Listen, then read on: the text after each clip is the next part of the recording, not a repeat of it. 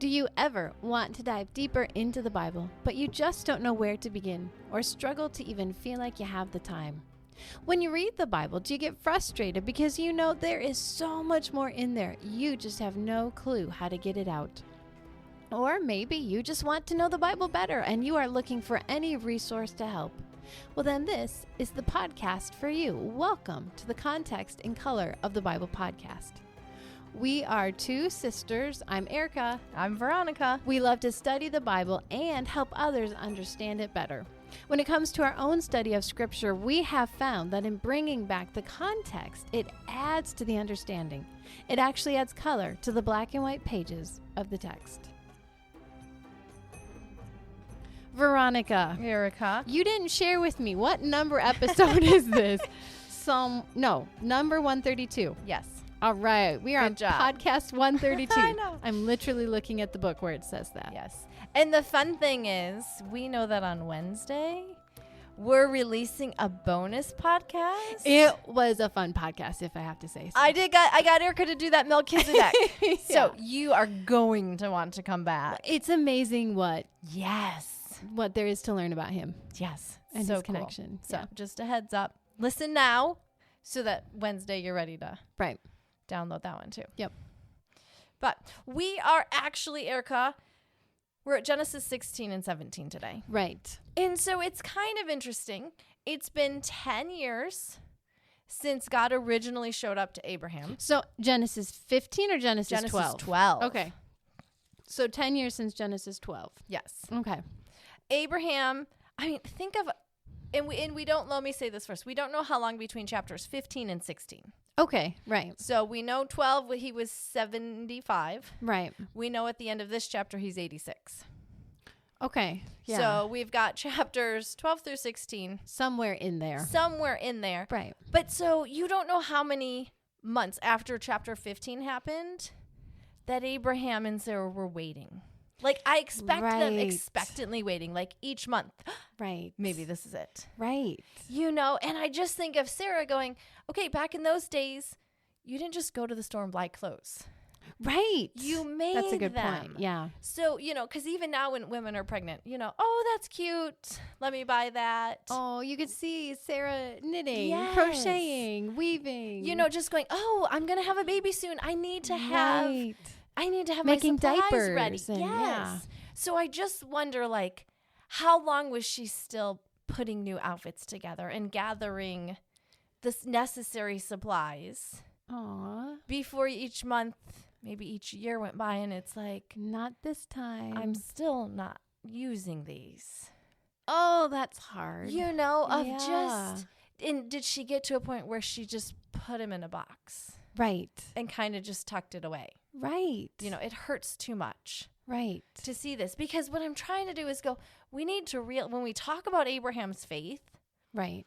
really picture what it looked like. Right. Put flesh on it, not just a Yes. simple Abraham had faith. Well, but what did that mean? Right. So here we are. It's been about 10 years. Right.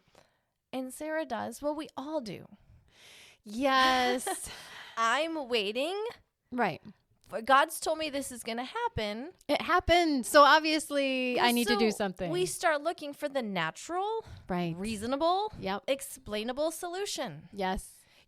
And here's where it's a struggle, because on the one hand, if somebody says, oh, I'm just praying for God to bring me a job, or I need money. yes, I'm having financial difficulties. yes, then the natural thing is then you go get one. Right. Right. You don't sit at home Right. waiting for that. That's one Right. of the things Kylie's been talking to me about lately is, I need some money, Mom. And it's like, okay, well, Get a job, child. you have a social life child. Yeah. That your social life doesn't bring the money in, Right. sweetheart. Right. Get a job. Dear Kylie, I love you. Yes, she's actually going to be washing walls at her grandma. So, Hey, good for you. so on the one hand, Sarah did the natural thing, Right. and that's what you did in that society. Right. If you weren't having kids, and kids was such a blessing and a necessary. Yes. It was your life insurance, your retirement, your Yes. everything. Yes. So then Sarah did the natural way of doing that. Right. Right. So on the one hand, you go, okay, Sarah, she was active and engaged in trying to figure out her problem. Right. But on the other hand, that wasn't what God wanted. There's times I think where God tells us, no, you need to sit and wait. Right. I'll work it out. And if you start to try to fix it, you're going to make a mess of it. So here was my question, and I brought this up earlier, so I'll ask you again. How do you know when to wait and when to pursue? Right. I think that comes with, there is no right one-size-fits-all answer. You always wait in this case, and you always... I think it comes down to you actively pursue God and let him tell you. Because you even brought up Joshua. Brian was talking about Joshua. Yeah. My husband's teaching the Sunday school class, the book of Joshua, because, that's what you teach 4th through 6th graders. And he said it's been so fascinating to read through it because there's one point where Joshua's like, the land is there. Like, go take it, guys. Just move. And he said sometimes you see them reaching out and they get ahead of God and their hand gets smacked. And then other times they're slowing down and they get behind God and they get a whack on the bottom. And so we were kind of chuckling about how it's very much, even in the book of Joshua, it's this, okay, you have to cling to God to know, where are you and where am I supposed to be? I don't want to get ahead of you, God, but I also don't want to get too far behind you that I miss what you're doing and where you are. And so, I guess pursue God, like you said. Right. That would be you have to know God. That's the only way. You can't, you cannot find a one size fits all. Here's when you are active and here's when you sit and wait on God. You have to get intimate with God and let him. But in this, there's so many different directions we could go, as we've talked about with Genesis. But I want to say, here's the personal application I'm taking out of this. Sarah was looking and trusting God's going to bring a child. But she couldn't see the option God chose. Right. She could only see, here's the natural, reasonable, explainable solutions. And so what that says to me is, and I asked myself, have I ever had a time when God brought a solution that I couldn't have ever imagined would be the solution? Yeah. Because I think that's what God did with Sarah. Right. Having a child through her own womb seemed impossible to her. Right. And so that wasn't even an option out of the multiple choices she had. Right. That wasn't even one. And it says to me okay, you know what? Maybe I am looking at a situation right now and I go, I don't know what to do. I don't know how you're going to solve this, God. And it kind of gave me some confidence and faith and peace that, okay, God, maybe I don't see the answer right now. Right. And you have an even better answer than I can picture. Right. That's coming. Because what I see, this option or this option, and neither look good. Right. But maybe there's a third that God goes, oh, just hold on. Right. I have what seems to be impossible. Right. As the solution. Because our God is that big. Yes. Mm-hmm. So to me, it's like, you know what? Right or wrong, Sarah did what we have all done. Right. She's very human, just like all of us. I need an answer, God. I'm trying. Right. And so rather than getting down on Sarah, go, what can I learn? How can I be encouraged? And go, God gave Sarah the impossible answer she wasn't expecting. Ultimately. Even after she tried to do it on her own. Now, she made life difficult. She definitely reaped some consequences. Yes. That were not easy for her. But even after screwing up to a degree, he still blessed her. Well, here's still the answer I had. Mm-hmm. Like, what a gracious God. Mm-hmm. He provided. Right. Does that not fit with the template we've been having of Adam and Eve sin? Right. God provides. Right. Cain sin, God provides. Right. Noah didn't sin, but the world was sinning and God provided. Right. Right. You know, but so then my prayer kind of that I wrote out is, help me have faith. Help me know when to act, yet to know when to sit still and wait for God to bring the solution I don't see. Amen. Right. You know, but all of that says, I get that because I'm pursuing God. Right. I'm pushing into him rather than trying to solve my problems. I'm not sitting doing nothing. Right. But I'm also not moving ahead of God. Right. Like, okay, God, I'm not sure what to do in this instance, and maybe that's sometimes what we need to hear. If you don't know what to do, you push into God. Yes. If you're not sure which answer you've got right now, God, I don't know if it's wait or go, then you seek God. You push into him fast. Read your Bible, pray. Like, yes, those are all cliches, but there's an element of God, I need to hear from you. And maybe that's what he's waiting for. You push in. Until you get the answer. So I'm going to fast forward now to verse 7. But not completely yet. Because we have 3 individuals in this story, basically. Abraham, Sarah, and Hagar. And my question is for you. Who really needs to hear from God at this moment in time? Well, I know, only because I got it wrong. And when we were chatting through this. Would you like to tell them what your wrong answer was, in my opinion? Well, I thought all of them. I'm like, I can appreciate, like you said, Sarah. Sure. I mean, I can't fathom. And Abraham, like, now Lord, what do I do? Right. My wife is angry and I've impregnated my slave. And Hagar, like, to my mind, all 3 of them. But yes, I agree with what your answer was. My answer is who is desperate. Yes, Hagar was desperate. She has nothing. Yes. Abraham and Sarah, guess what? You're still eating. You're still living in comfort. Yes, Sarah, every month when your cycle comes again, it's devastating. Yes. But it's not as devastating, crucial, life-altering. I could die. Right. As a woman who now is pregnant. And out in the middle of nowhere. Right. On her own, without that protection. Remember this group Abraham has of 1,000 people? Right. And Hagar's out from under that. And how do I go back? Right. Because I left and they weren't happy. Yeah. So now how do I go back? The one who's really in charge, right, isn't happy. Right. And so to me, what I love is who really needs to hear from God, who's desperate is Hagar. So that's who he comes to. Right. And so now, Erika, look at verse 9. And what did Verse 9 or verse 7? Verse 7. The angel of the Lord found Hagar near a spring in the desert. It was the spring that is beside the road to Shur. So what I love about this is, again, showing God goes and investigates. Right. God went and investigated with Adam and Eve after they sinned. God investigated with Cain. Right. God investigated during the Tower of Babel. He came down. That God, he could do all of this without having that personal interaction.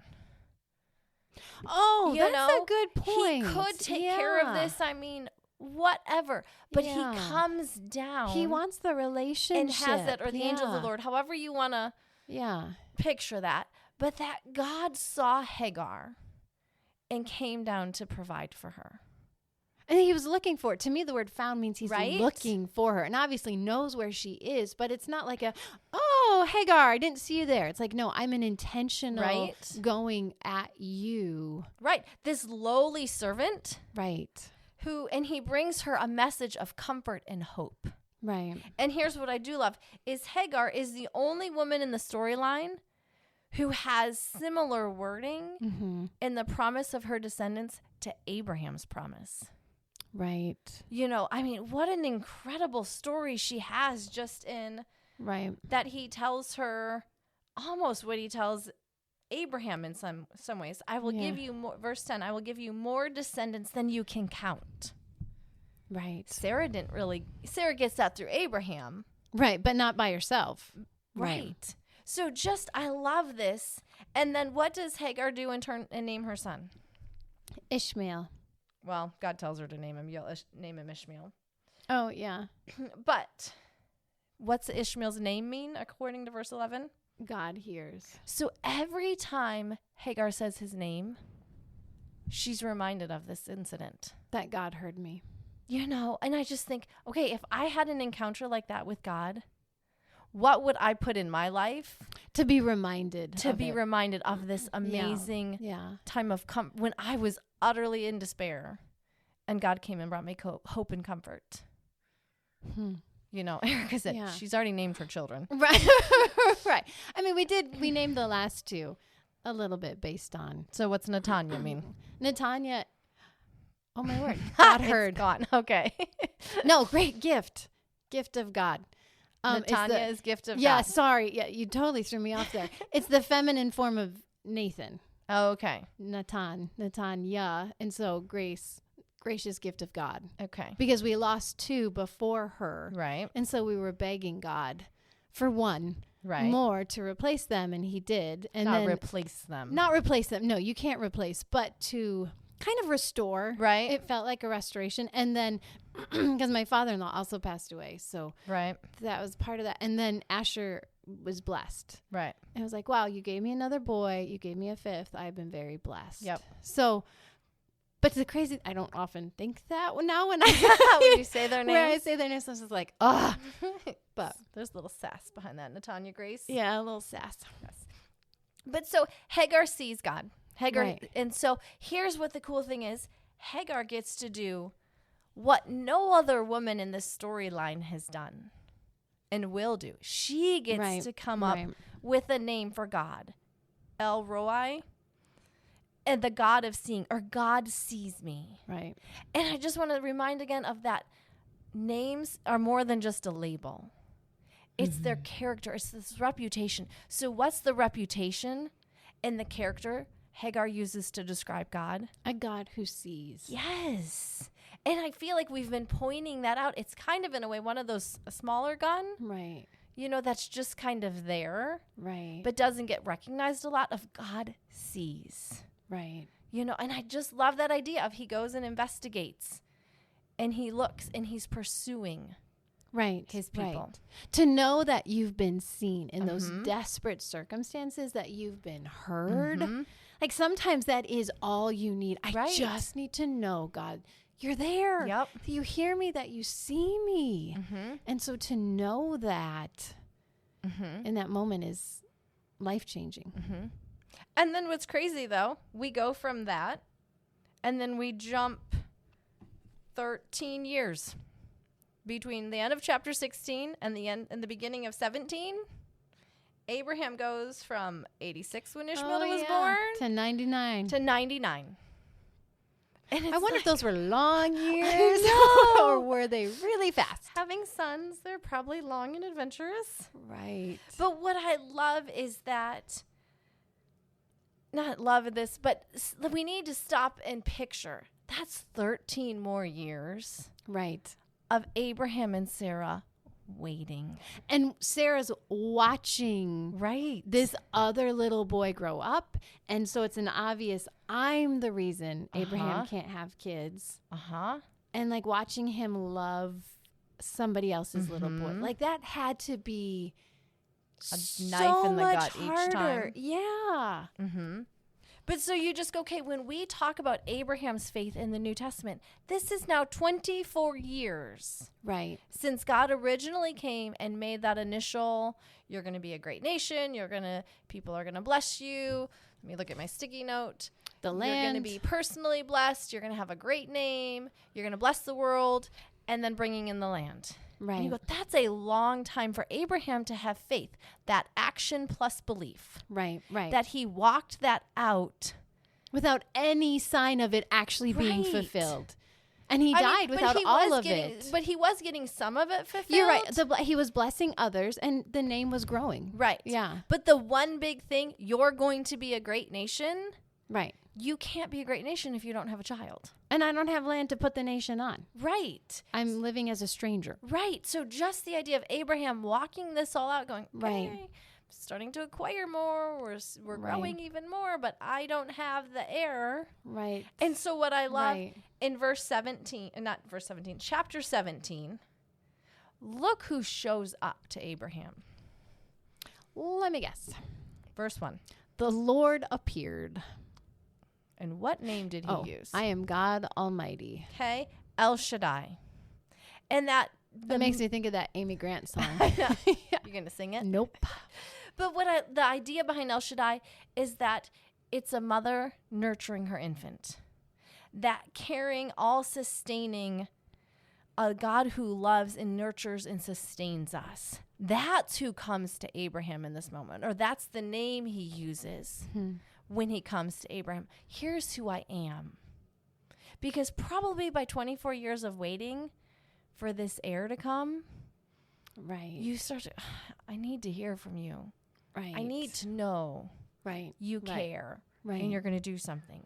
And so what I love, though, is he comes and he confirms the covenant with Abraham, but he takes that idea of you're going to be a great nation and he, in a way, broadens it out, kind of like displaying it out like if you would put a light through a prism and just the rainbows that come. Because he says, not only are you going to be a great nation, but you're going to greatly increase. You're going to be the father of many nations. You're going to be very fruitful, and kings will come from you. So you go, okay, you just said a great nation, and now you've, in a way, stacked on more rewards, more blessings. God, you haven't even given me one. Right. And now you're promised me a treasure. Right. And just in a way of going, it's going to even be better than you pictured. You know, and then he takes the land and he brings the land in this time and he says, it's not only going to be to you, but it's your descendants and the generations to come.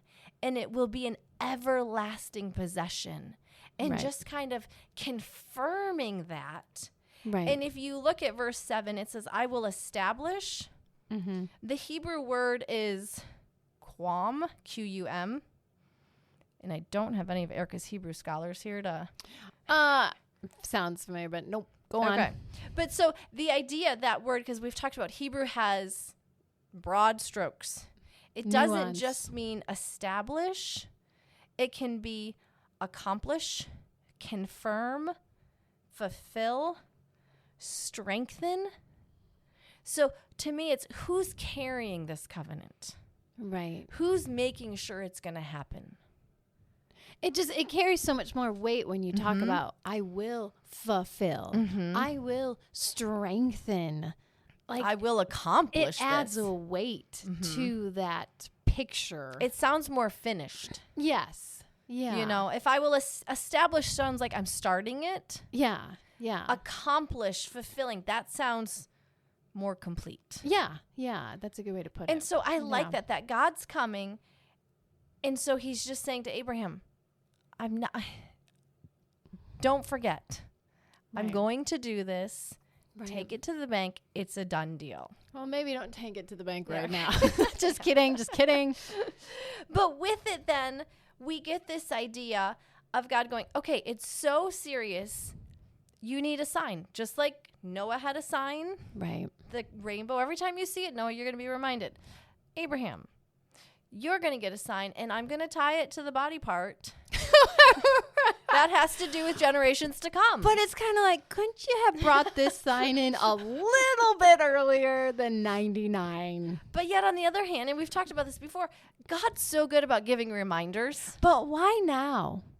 I don't know. Why wait 24 years? This question literally just popped in my brain. So I'm totally throwing Veronica for a complete loop.